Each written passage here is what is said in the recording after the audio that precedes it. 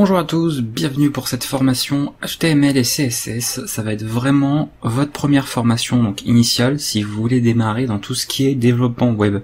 Vous verrez plus tard que pour programmer tout ce qui est traitement dynamique sur votre site internet, vous pourrez utiliser plusieurs langages. Il y a le PHP qui est le plus répandu, vous avez également le langage Python qui est disponible de toute façon sur la chaîne, il y a le langage Ruby, donc il y a plusieurs langages possibles et disponibles en tout cas pour programmer, d'accord, vos sites web.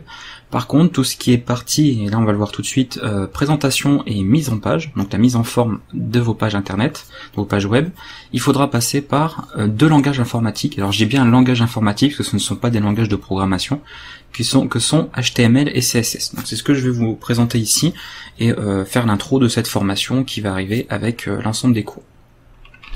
Donc déjà, première question qu'on peut se poser, c'est le HTML, CSS, justement, à quoi ça sert? Parce qu'il y en a peut-être qui connaissent, mais il y en a sûrement d'autres qui ne savent pas à quoi ça correspond, quelle utilité ça peut avoir.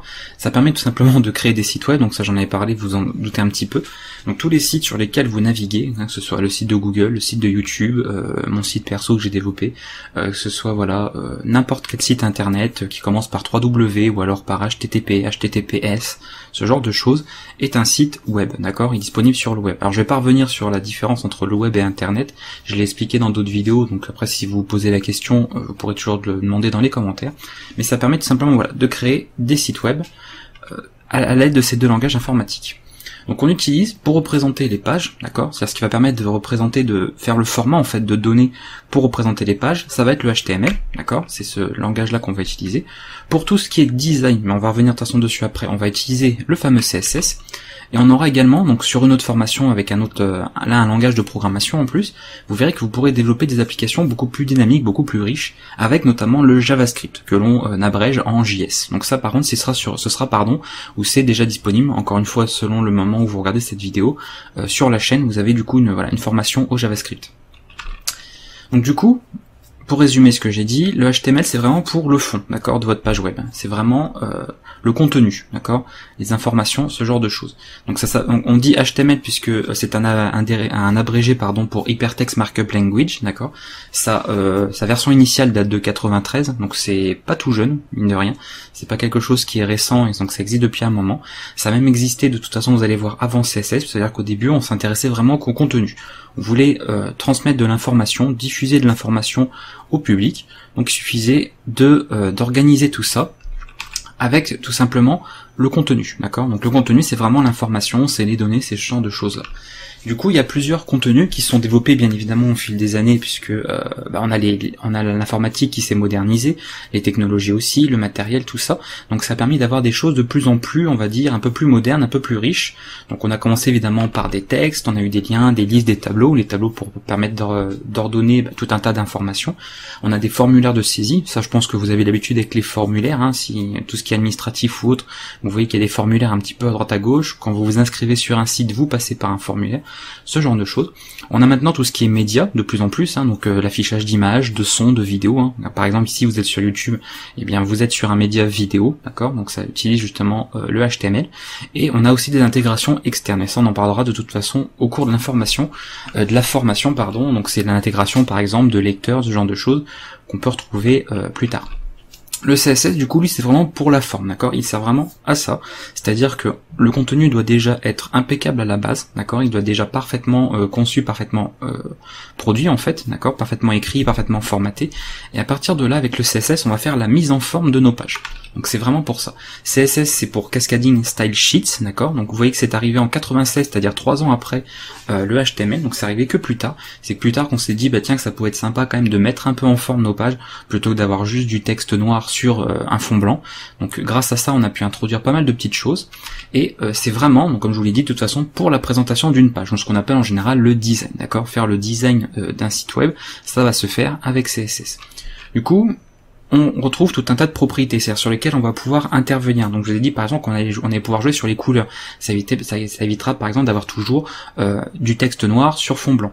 Donc on va pouvoir intervenir sur le style du texte, d'accord, c'est-à-dire est-ce qu'on peut donner un affichage en gras du texte, est-ce qu'on peut le mettre en italique, je parle vraiment affichage visuel, d'accord, je parle pas au niveau formatage. La police de caractère, carrément, on va pouvoir complètement modifier la police de caractère. Après il va y avoir des notions de couleur, donc on va pouvoir changer la couleur du texte, changer la couleur du fond, changer la couleur de différents endroits en fait de ce que l'on va mettre en forme sur notre page. On va pouvoir gérer tout ce qui est alignement, tout ce qui est marge, de faire des bordures, de réserver des zones spécifiques, d'accord, au niveau de notre page pour pouvoir, comme des boîtes en fait, imaginez comme des boîtes que vous allez pouvoir placer un petit peu aux endroits que vous voulez pour former carrément un design, d'accord, un espèce de thème, un kit graphique en fait au niveau de votre site. Et on va pouvoir bien évidemment gérer les dimensions, les opacités, tout ça.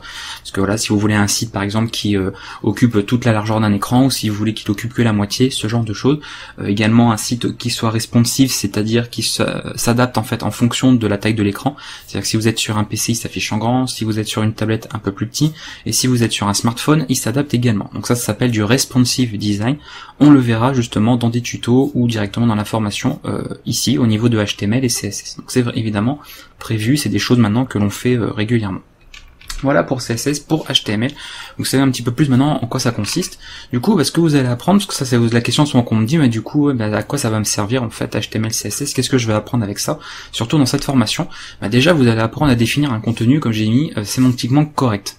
Un contenu sémantiquement correct, ça veut dire, alors là, ça concerne les moteurs de recherche, c'est-à-dire que les moteurs comme ceux de Google, les robots pardon de Google, de Bing, de Yahoo, etc., qui vont passer sur votre site, c'est-à-dire ils vont analyser vos pages, et selon la manière dont vous avez utilisé le HTML pour, si vous voulez, produire le contenu sémantique de votre page, il va le traiter différemment. C'est-à-dire que si vous avez mis en évidence certains passages, d'accord, dans un texte, les moteurs de recherche vont savoir leur donner l'importance qu'il faut. Si vous avez des titres, ils sauront le faire. Si vous avez un menu, ils pourront afficher un menu dans les résultats de recherche. Donc ils pourront en fait se comporter par rapport à la manière dont vous avez produit, que vous avez conçu vos pages web. Donc ça c'est super important et vous allez voir que ça va entrer en compte aussi dans des points encore plus importants que ça. Ça permet évidemment que vous allez apprendre à mettre en forme votre contenu, donc avec CSS comme on en a parlé. Donc l'intérêt c'est de pouvoir faire un design, vous allez pouvoir faire un site responsive, vous allez pouvoir choisir la couleur d'un site, est-ce que vous voulez quelque chose qui soit très moderne, alors quelque chose d'un peu ancien, quelque chose de fantaisiste, quelque chose, enfin vraiment vous aurez un petit peu tous les choix possibles et inimaginables avec la mise en forme grâce à CSS. Vous allez pouvoir également garantir l'accessibilité des pages. C'est-à-dire qu'on va beaucoup s'intéresser aussi, donc pour ceux qui voudraient développer ce genre de choses, à l'accessibilité. C'est-à-dire qu'il faudra que votre site il soit facilement accessible, facilement intuitif à son utilisation. Il faudra qu'il soit prévu éventuellement dans certains cas pour des personnes malvoyantes ou des personnes qui sont sourdes ou autres. Il y a plusieurs solutions qui sont possibles sur un site. Il peut y avoir également la mise en forme d'un site pour les daltoniens. Donc tout ça c'est des choses qu'on peut faire. On peut parfaitement développer un site en garantissant une certaine accessibilité pour certaines personnes qui auraient des difficultés à naviguer sur un site web. Donc ça c'est important aussi, c'est des choses qui sont tout à fait possibles. Le HTML et le CSS reposent en fait sur des normes, d'accord. Il y a le W3C, mais j'en parlerai de toute manière au cours de la formation, c'est pour ça que je m'étale pas trop ici sur l'intro, qui établit des normes, un standard en fait, et que déjà les navigateurs web, Firefox, Chrome, Safari, Internet Explorer ou Edge, voilà, Opera, etc., tous les navigateurs web essayent de respecter un minimum, il y en a qui respectent plus que d'autres, pour garantir en fait un même affichage donc identique d'un navigateur à l'autre et que ce soit propre et du coup convivial à la navigation. Ça rejoint le premier terme, c'est-à-dire le contenu sémantiquement correct, pour optimiser le référencement.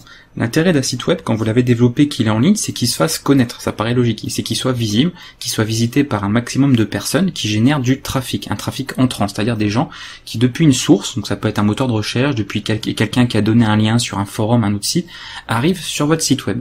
Donc si vous définissez correctement le contenu de votre site, qu'il est fait proprement, qu'il est accessible, que vous l'avez bien mis en forme, les moteurs de recherche vont optimiser en fait vos pages et vont du coup les placer dans les meilleurs résultats de recherche des moteurs, que ce soit Google, Yahoo, Bing, DuckDuckGo, Quant, n'importe lequel, on va optimiser le référencement. Alors c'est un terme très général, le référencement, qui s'appelle la SEO, parce que on peut dire que le référencement fait partie de la SEO, il y a plusieurs autres techniques, c'est des choses qu'on verra aussi tout au cours du web, on les verra dans cette formation, on les verra dans d'autres également, on ira très très loin en fait au niveau référencement, parce que c'est vraiment super important, parce que pour beaucoup développer des pages, faire des pages web, ça a l'air simple, on imagine juste que c'est juste mettre des balises à droite à gauche, mais quand il s'agit de faire du référencement, rien qu'au niveau de la manière d'écrire votre contenu, ça a une importance par rapport à ça. Donc je vous apprendrai des techniques de référencement, comment choisir des bons mots-clés quand vous écrivez un article par exemple, ce genre de choses.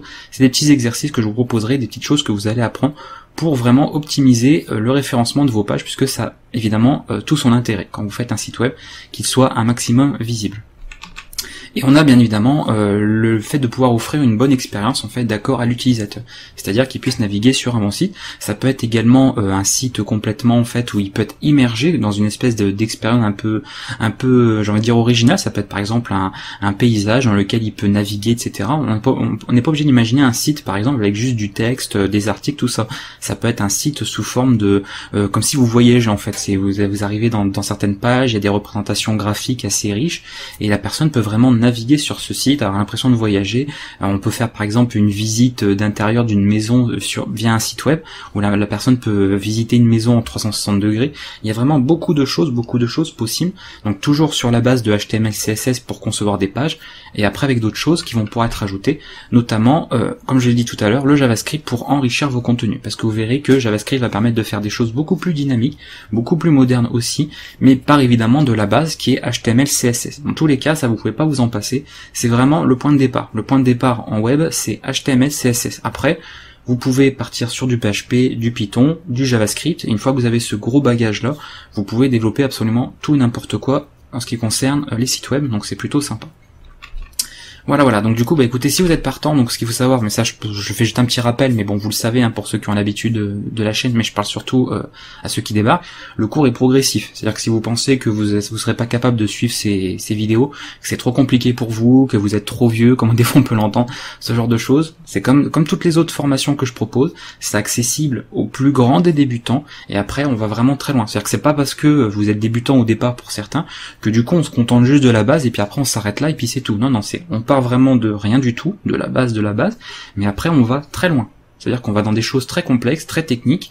Voilà, l'intérêt c'est que vous ne restez pas débutant, sinon ça n'a vraiment aucun intérêt. Si c'est juste vous proposer la base et puis que vous en restez là, c'est assez frustrant et puis du coup vous vous rendez pas forcément compte du potentiel que vous avez, des compétences que vous pouvez et que vous aurez acquis. Donc on ira vraiment sur quelque chose d'assez technique, vous aurez vraiment une formation complète. On va parler de référencement, tout ça.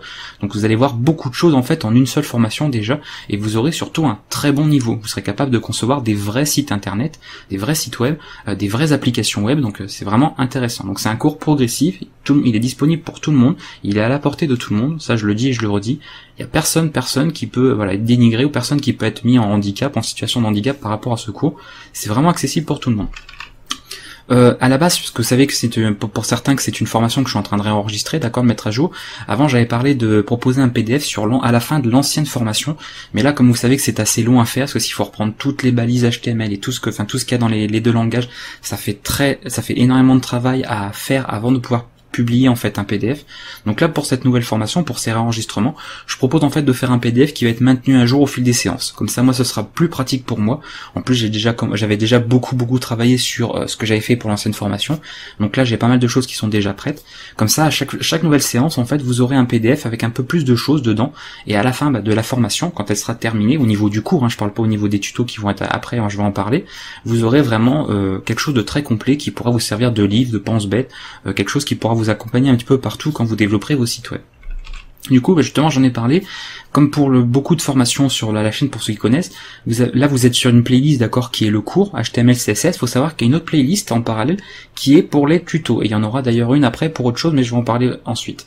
Donc celle pour les tutoriels, c'est des choses qui vont être complétées tout le temps, d'accord. C'est-à-dire que la playlist où vous êtes ici, le cours, il va s'arrêter à un moment donné. Et à un moment donné, je vais faire la dernière vidéo. Je vous dirai, voilà, c'est la dernière vidéo du cours. On en a terminé avec la formation. Par contre, les tutoriels, ça pourrait être alimenté continuellement, puisque le web évolue tout le temps. Vous verrez d'ailleurs pour HTML, ils vont enlever le numéro de la version, parce qu'ils estiment qu'avec toutes les évolutions majeures et surtout rapides du langage, ce n'est plus la peine de donner un numéro de version au langage, c'est mieux de l'appeler juste HTML, plutôt que de l'appeler HTML5, HTML5.1, parce que ça évolue tellement vite que ça n'a plus lieu d'être. Donc ça va vraiment très vite, donc les tutoriels, il y en aura tout le temps. D'accord, au fur et à mesure qu'il y aura des nouvelles choses à voir, on pourra ajouter des tutoriels, donc ce sera alimenté énormément à la suite, donc n'hésitez pas à le consulter. Sachez que voilà, qu'il y a une playlist en parallèle pour tout ce qui est tutoriel, donc ça vient en complément, c'est-à-dire que vous n'êtes pas obligé d'apprendre tout ce qu'il y a dans les tutos, c'est juste un plus, c'est du bonus. Si vous voulez juste vous contenter du cours, ce sera déjà très bien. Après, pour ceux qui veulent aller plus loin, qui veulent voir encore plus de choses, vous pouvez consulter les tutoriels. Donc la mise en pratique, c'est-à-dire qu'on mettra en pratique tout ça, parce qu'on sait bien d'apprendre des choses, d'apprendre des balises, tout ça, mais je vous proposerai donc pareil sur une autre playlist, d'accord? Donc il y aura une playlist pour les cours, une playlist pour les tutos comme il y a habituellement, et il y aura une playlist pour des exercices. Donc il va y avoir plein d'exercices, parce que c'est vrai que du coup j'ai trouvé plein d'idées d'exercices à vous proposer en web. Au début, bon, je voyais pas trop, et j'étais pas forcément très inspiré par rapport à ce que je pouvais vous faire faire, mais là comme il est question de référencement, comme il est question de sémantique, tout ça, j'ai plein d'idées d'exercices à vous proposer qui sont à faire. Donc il y en aura plein. Il y aura vraiment pas mal de choses pour vraiment vous exercer, pour mettre en pratique tout ce que vous avez vu, et il y aura des petits projets, donc pas des gros. Le but ici n'est pas de faire un gros site web, surtout qu'avec HTML et CSS vous ne pourriez pas de toute façon faire un site dynamique puisque vous n'avez pas de langage de programmation, c'est juste de la présentation de page et de la mise en forme. Mais déjà rien qu'avec ces deux langages informatiques, il y a moyen de faire des petits projets assez intéressants et des choses surtout qui vous serviront pour les autres formations. Parce que l'intérêt après, c'est qu'une fois que vous avez vu le cours HTML, CSS, que vous partiez sur un langage de programmation pour le web, que ce soit PHP, que ce soit Python, voire Ruby. Après, tout dépend de ce qui est déjà disponible là sur ma chaîne au moment où vous regardez cette vidéo. Donc vous verrez, vous irez voir dans la section des playlists ce qui est déjà disponible ou non. Voilà, donc du coup, je fais un petit rappel, n'oubliez pas de vous abonner à la chaîne si ce n'est pas fait évidemment, de bien activer les notifications, ça je fais un petit rappel parce que c'est vrai que des fois, bon, ça permet de suivre les publications de vidéos, de rien louper, parce qu'il y a des gens qui loupent les vidéos et des fois qui sont pas au courant que j'ai publié telle ou telle chose, je le vois un peu dans vos commentaires, dans les messages, donc n'hésitez pas vraiment, si ça vous intéresse, si le contenu vous plaît, à vous abonner si c'est pas fait, ou même de revérifier, parce que je sais que des fois YouTube il y a des petits soucis, il vous vire les abonnements, donc revérifiez que vous êtes toujours abonné, d'accord, que le bouton n'est pas rouge, sinon c'est que vous l'êtes plus, et de bien activer les notifs si vous voulez suivre un petit peu tout ce que je publie. Et en attendant, moi je vous remercie en tout cas, je vous remercie d'être là, je vous remercie de votre fidélité, et puis on se retrouve du coup pour la vraie première vidéo, on va commencer à démarrer là-dessus, on va créer notre première page web ensemble et on va voir tout ça pour la prochaine séance. Je vous dis à bientôt et n'hésitez pas à laisser des commentaires si vous avez des questions, des remarques. À bientôt.